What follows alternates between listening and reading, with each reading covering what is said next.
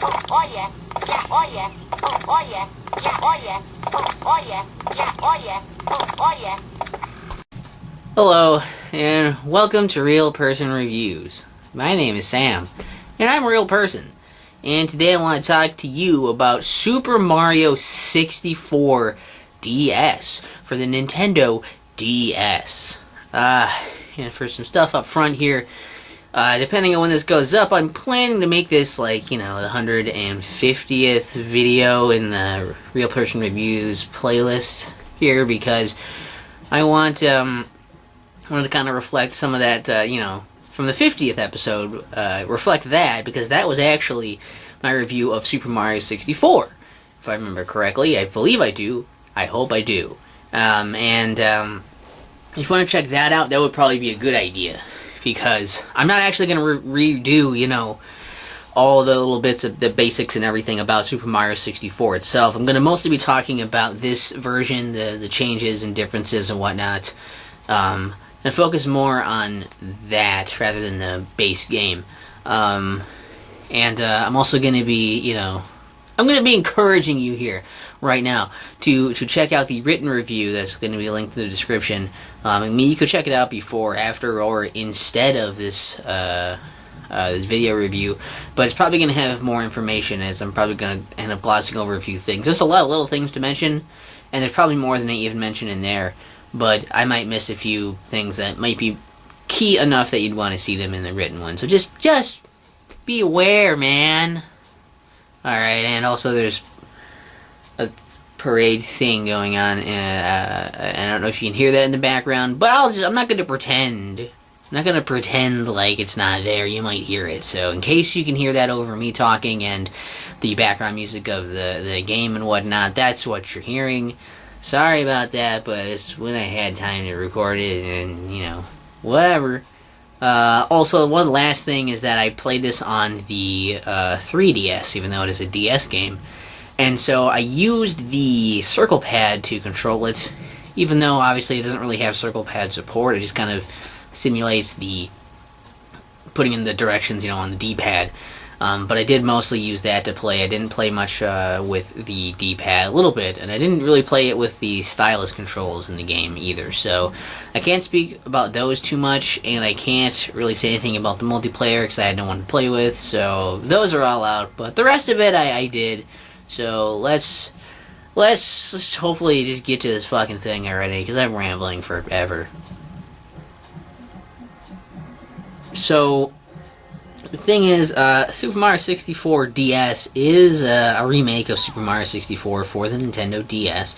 So it's the same plot, same idea. The thing is that basically the little change is that in the beginning, it's actually Mario, Luigi, Wario, and Yoshi are all invited to go have cake with Peach. So they all go, Mario, Luigi, and Wario all show up, and they run into the castle, and then you see Yoshi sleeping on the top of the castle. You start the game out playing as Yoshi, you start playing as Yoshi, you run up to the castle, and it's like, oh shit, the castle's locked. And then you have shown a mini-map on your touchscreen. They light up where this rabbit is. You have to go find that rabbit and catch it. And to catch it, you have to, with Yoshi, eat it, I guess. Your attack button uses your tongue.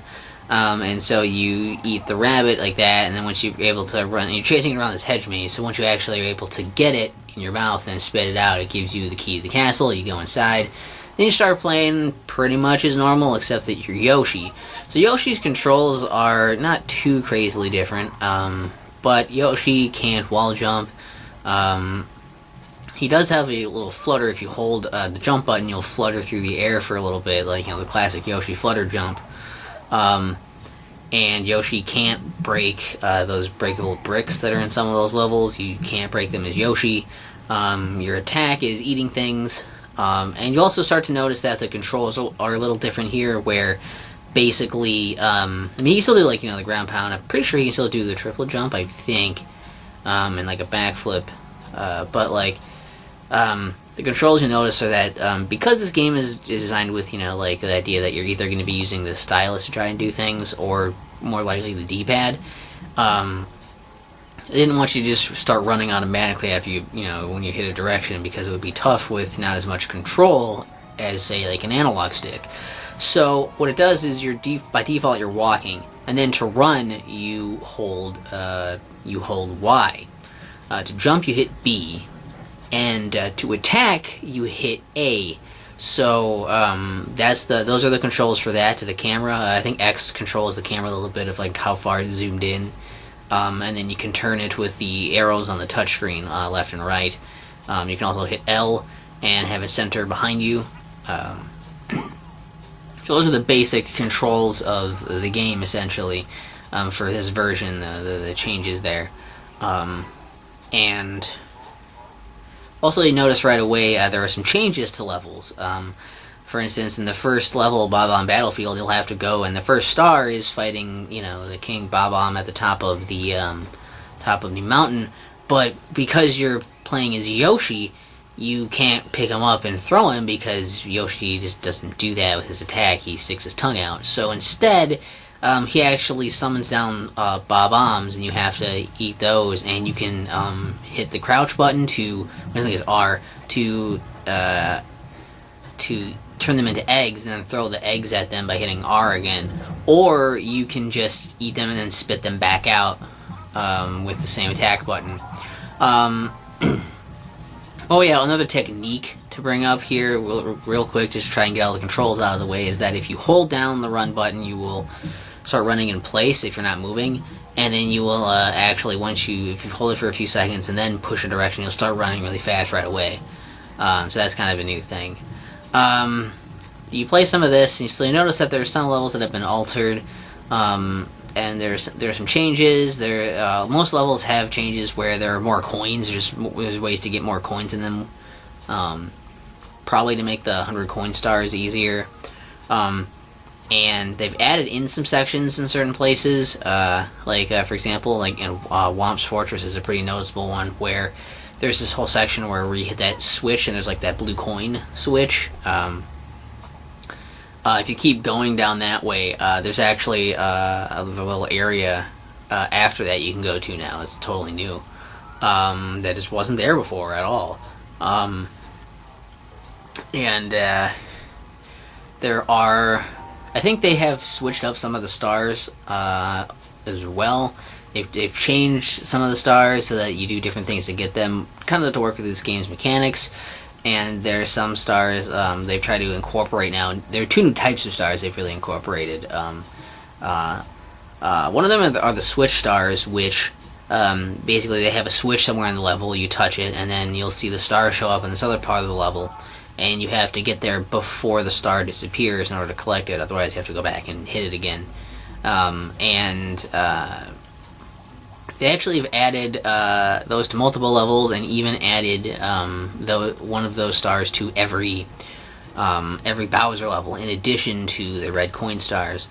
They've also added in the Silver Star stars, where basically you have to go and collect these 5 Silver Stars. Only if you selected the Silver Star mission, you go and collect these 5 Silver Stars. And then once you do that, the actual Power Star appears, and you can go and get that. Sometimes they're like hidden in places, sometimes they're just bouncing around. Usually if you get hit, those will get knocked out of you, and also you can... sometimes enemies have them inside of them, so you have to defeat enemies to get them. It just kind of depends on the level and whatnot.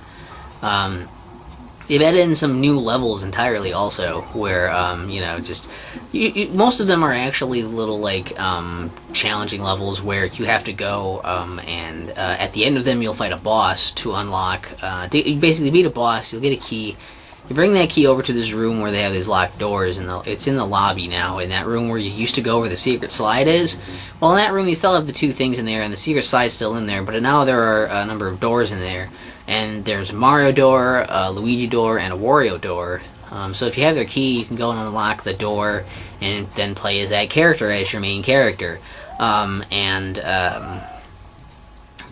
If you go back into the character's own door with that character, you turn into Yoshi again, because Yoshi doesn't get a door. And there's like a room behind there too, which is the rec room. We'll get to that. And then there's like a room behind there, which is where you actually do the new painting, where you go and you fight the boss to unlock Mario. And so that's kind of part of it too, where each of these characters you play as, they have these different abilities, essentially. So Mario plays pretty much like the way Mario does in the original game, pretty much. Aside from some slight changes to the physics and whatever the control. The main difference is that, let's see. Well, the wall jump's a little different. Now he actually slides down the wall a bit, and then you just hit the button while you're sliding down the wall, rather than precisely timing it when you come in contact with the wall. Only Mario can do wall jumps, though, in this. When you get one of those, there's only a red switch. There's only one switch to hit, and then all these red boxes appear. And usually a power flower will come out of it. Sometimes there'll be a feather if you're Mario. If a feather comes out as Mario, you'll get the wing cap, which works like the wing cap. But if the power flower comes out, you'll get you'll turn into Balloon Mario, kind of like from Super Mario World. And you'll be able to float around for a little while, and it's kind of like goofy physics with that. For a short amount of time until it runs out, or until you manually hit the pound button to make it stop. And what else? Those are mostly Mario's strong suits, other than he's pretty much the same as he always was. And with Yoshi, I pretty much explained everything he does, except for his one other thing. I guess we'll get to that in a minute. He has one other little thing as to him. But Luigi kind of like kicks his feet in the air a bit if you hold the jump button, so it kind of slows his descent a little bit. He has generally a bit higher jumps. I think he's supposed to be a little faster than some of the other characters too. I didn't really notice, but kind of. And he, with his backflip goes very high, and he does the little spinny, twirly thing as if you land on one of those copter dudes or something.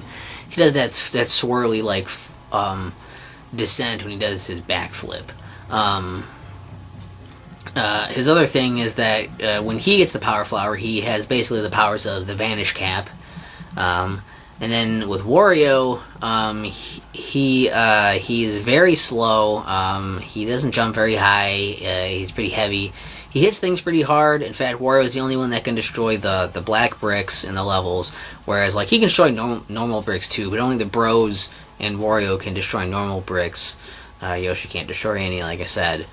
So you need to pretty much be him. I think there's like a super mushroom you can get that destroys him if you're really big, but it's like a very rare thing to find, I think. So don't count on it.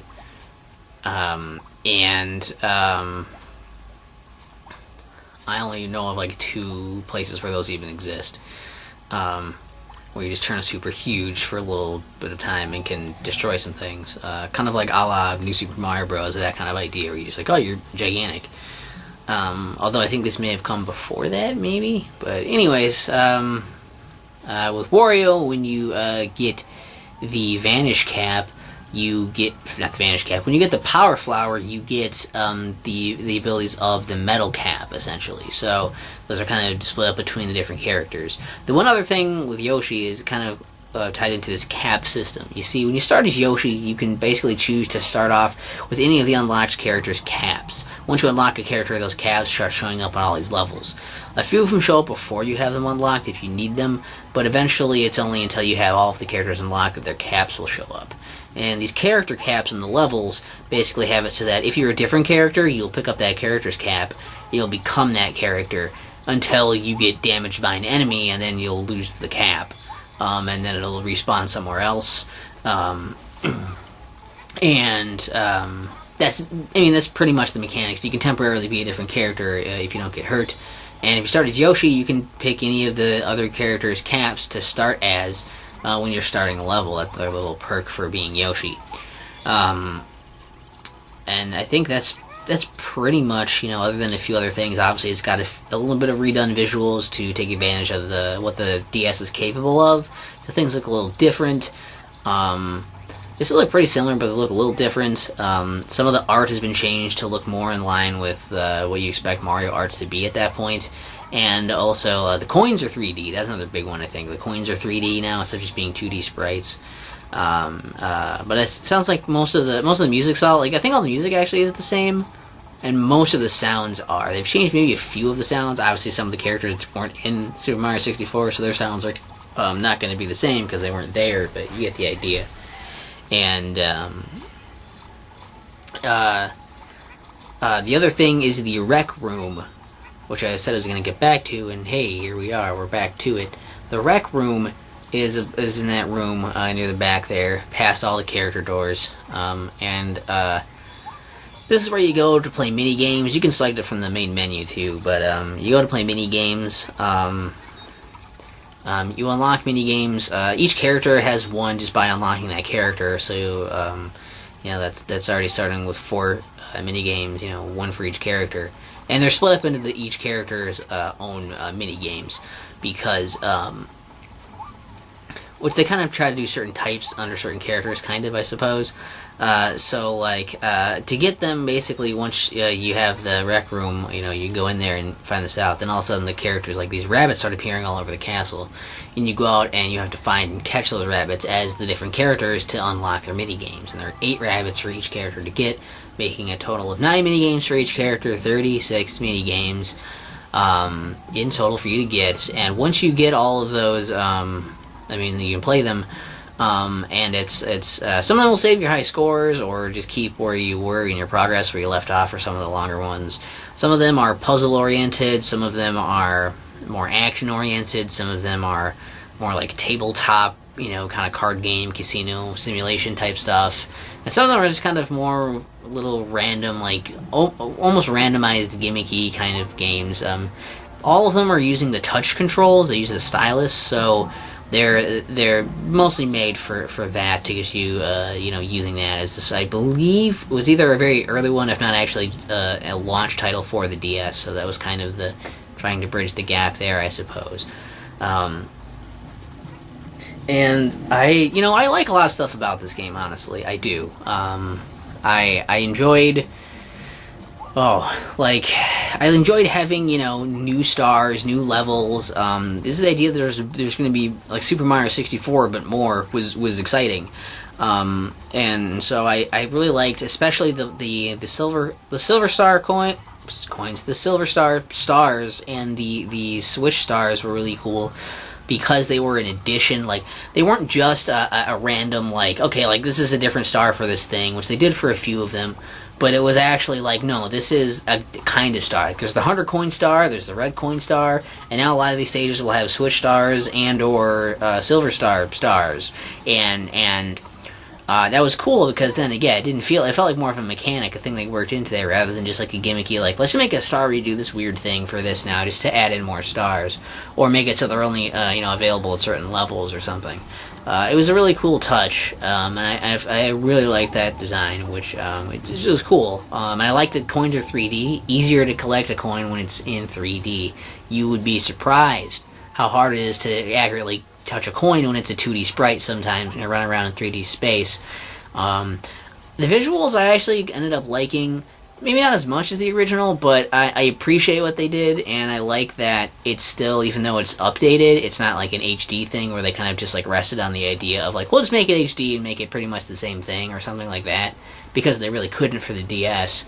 So because it's on the DS and its limitations and whatnot, it still looks kind of blocky, and the way the textures look, it still looks kind of maybe almost what it would have looked like if this game had come out on the PlayStation, I think, or something like that, or it's it's interesting, and I feel like it still keeps a lot of the Super Mario 64 charm, and also it keeps the same music, which I think is great, especially for the end theme, which is beautiful, and it's great, and wow, that's loud, it's great.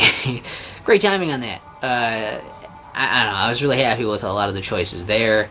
I also like that they made the 100 coin star easier to get on most of the levels. Some of them I didn't really feel like they needed it, but for some of them it's pretty tight, and if you didn't have this version of the game doing it, it was really hard. You had to really be going for it. So it was kind of nice for a few of them, most notably Hazy Maze Cave. And even, I don't know, it was kind of neat to try some of the other characters. I love playing as the Ouija Man. That's always a plus. The mini games are okay too. Some of those are actually pretty neat and fun to dick around with. Good to kill time, and there at least some incentive to explore the castle a bit more and grab all the rabbits and whatever. It's just more Super Mario 64, and like I like that idea. It's Super Mario 64 on the go, and I like that idea.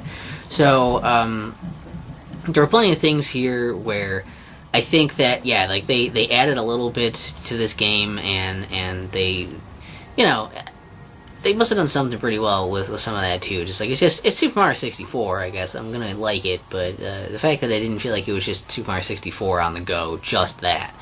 They added little things for you to do, like those are some nice touches. But some of the things, obviously I have complaints too, and I think some of these things are kind of like, like the mini games. Like I said, those are mostly there. I understand is like a thing of like you're new to the DS and we know you don't necessarily want to use the touchscreen. You may play the entire game without using the touch controls, like me. But, like, here are these mini games for you to play and, like, kind of get used to the idea of the touchscreen. That was cool. I liked that. I liked that concept. I just didn't really like most of the mini games were either, like, really boring or random, and they don't really hold your attention. So again, they're a nice touch, a nice addition, but I didn't feel like they had much bearing on the main game because they don't really affect the main game. So I didn't really feel like, while I felt the incentive to get all the rabbits in the main game because it was a thing showing up there, I didn't really feel the incentive to really play the mini games that much because they weren't going to do anything for my main game. They were just for scores and just having fun and shit. And it's like, since most of them I don't like that much just on their own as standalone things to do, I don't know, I'd rather just be playing another actual, full-fledged, more fleshed-out game than a little, mini game for, to demo, to be a tech demo for the touchscreen. I like that the levels, they were new levels. I like that, and like I said, I like a few of the changes, like having the 3D coins and having more coins in the levels and stuff. What I didn't like was I really didn't like when they went and altered levels, and especially when they altered like locations of things like red coins or stars, because that sucks. When I remember where the things are and what to do. I can understand even like replacing some stars, I suppose, but I think like a big one is like one of the biggest offenders is in Snowman's Land. There are a couple that they switched to use the game's mechanics a bit more. I think they switched them up for there. Like there's a little like ice sculpture you have to go through that's like kind of a little mazy thing, and like I guess they figured that's kind of annoying to go through. So now we're just gonna have them be ice blocks here and have Yoshi melt the ice blocks and then jump to the star. And that's what Yoshi does. I forgot to mention that earlier. Yoshi, when he gets a power flower, can shoot fire for a limited amount of time. Oops. That's why you go to the written review. But he can do that, and it's like, that's like a lot easier, and it's not really like a fun thing to do. It's just like you go over there and do it and you're done. I don't know. I didn't find it all that enjoyable. Also, when you go into the igloo, there's no longer the big ice maze in there, and instead you just kind of jump up and grab all the coins in the air. And I didn't like that change either. I thought that change was bizarre. It didn't really need to be done, and it was, I don't know, I didn't enjoy that. So those are instances where I thought the stars I replaced them with were a lot stupider, like they're just not, or maybe not like all that bad, but not as good. And I don't know. There's definitely a lot of things to nitpick. A lot of the characters, like as much as I like Luigi, I didn't really play as anybody but Mario most of the time unless I had to, honestly. Unless it was something where I wanted to be a character and not continuously lose my hat or something, I'll be that character to do this thing this character has to do. But, and for the most part, if I didn't have to be a different character, I was Mario, because he controlled the best, I understood him the most, he had the most abilities, I felt like, it feels like it's still very much geared towards Mario, and, again, like, it made it, like, switching between characters that much more of a chore than to have to run back and go to the doors and switch them and then come all the way back in, and do that thing. I don't know. It's maybe not a great sign when it's like, I'll just play as Mario even though I can do that in the other version, and it's I don't know. There are definitely probably other things I could nitpick and be upset about and all that, but I don't think I'm gonna be, just because I can't think of them off the top of my head at the moment. Most of the other things weren't too bad or anything. just nitpicky things where I'd be like, I don't like that much, but, you know, in the moment. But as far as the overall experience, they're probably not going to affect you too much. The Super Mario 64 DS, overall, I don't know, like, I gotta say, I liked it. I liked it more than I thought I would. Thing is, like, it's a kind of a hard one to recommend, because if you already have the original, do you really need this? Only if you're a huge fan and you want to check this out. And if so, I would say get this version, because it's also available on the Wii U Virtual Console, but you already have a console version of it. But there would be on the big screen if that's what you want to do. It's an okay thing to get this game, you know, I don't know, like, if you just want to check out the game for the first time and this is more readily available or cheaper than you can find the original, then you go for this one. It's still good. The controls are a bit awkward. The way the layout is kind of clunky with having to do run, and you don't have attack and run as the same button. So you can't really do a running attack or a running jumping attack very well. You know, it's kind of tough and weird. But, like, you can kind of adjust to it. The original had kind of weird physics and stuff too. You can adjust to it if you're used to that, especially. It's I don't know, like, as far as like 3DS as far as Nintendo DS platformers, I would say it's probably worth getting if you want to play a 3D platformer on the DS. It's a really good one. I don't know if it's the best one because I haven't played too many on there, but I don't think it would be too much of a stretch to at least, you know, think it might be one of them. And, yeah, it's just, again, like, the recommendations are mostly if you don't already have it, or if you want a backup, and you want to get this one as the backup version or something. It's probably going to cost more on the DS. It's maybe worth, you know, $25 or $30 if you really love Super Mario 64, but if you already have a version, and you just, you know, you're thinking, like, maybe that would be cool to get, too, for the extra stuff, look for maybe $20 or so. I don't know. Like, it's something.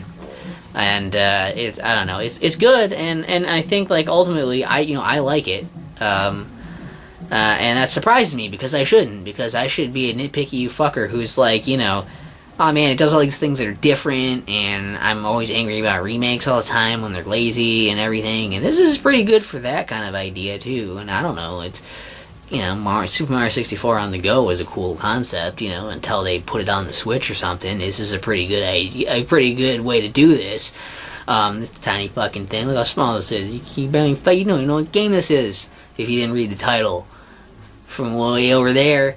But, like, yeah, I don't know, like, which version do you like better? You know, do you like this one or the original? Like, that would be interesting. And, like, do you prefer this on the actual DS or on the like the Wii U Virtual Console? It would be interesting to hear some thoughts on these things. What people think of the games in general, honestly. And you know, I think one of the biggest praises I can say for this game is that for something that takes a game that I have a shitload of nostalgia for and I'm probably going to be very picky about, for a remake of that, for them to do that and make me still be like, no, this is cool, this is good. That's saying something. That's an accomplishment. That means this game must be pretty good, because I'm a picky piece of shit with this stuff, so, you know. Yeah. Oh yes, Luigi time.